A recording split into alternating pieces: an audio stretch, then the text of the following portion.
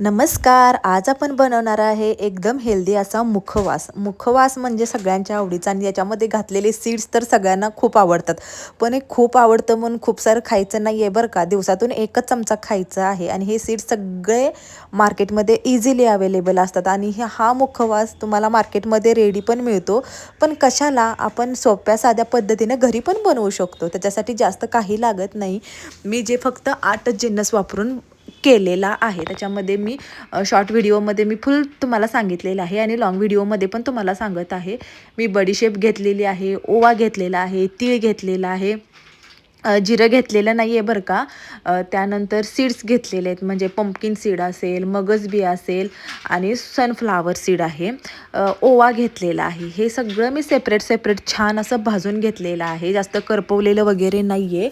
छान भाजून घेतल्यानंतर ते मी एका ताटामध्ये पसरून ठेवलेलं आहे म्हणजे थोडं की गार होण्यासाठी. आणि ते मी सुरुवातीला ओतल्यानंतर लगेचच मी सगळं एकत्र करायला ताटामध्ये काढलं होतं. त्यावेळीच मीठ टाकलेलं आहे आणि ते मिक्स केलेलं आहे. जर तुम्ही सेपरेट भाजताना जर मीठ टाकलं थोडं तरी ते चालणार आहे.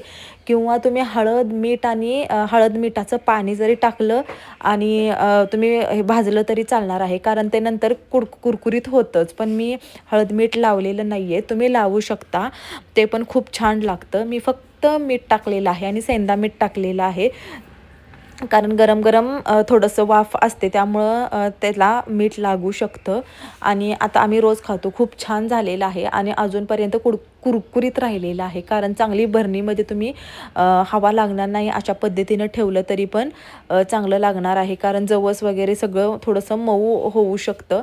त्यामुळे व्यवस्थित ठेवू शकता. चमचा एक त्याच्यामध्ये बरणीमध्ये घालून ठेवा.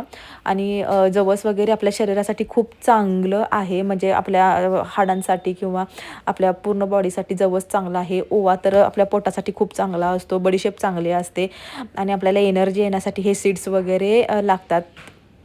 तर हा मुखवास तुम्ही घरी साध्या सोप्या पद्धतीनं बनवून तुम्ही खाऊ शकता, ठेवू शकता. अजून एका पद्धतीचा मी मुखवास तो डाएटसाठी आहे.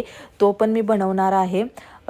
तो येईलच लवकरच व्हिडिओ. आणि हे माझं नवीन चॅनल आहे. जर तुम्हाला माझे व्हिडिओज आवडत असतील तर नक्की मला कमेंट करून सांगा कशावर व्हिडिओ बनवू वगैरे.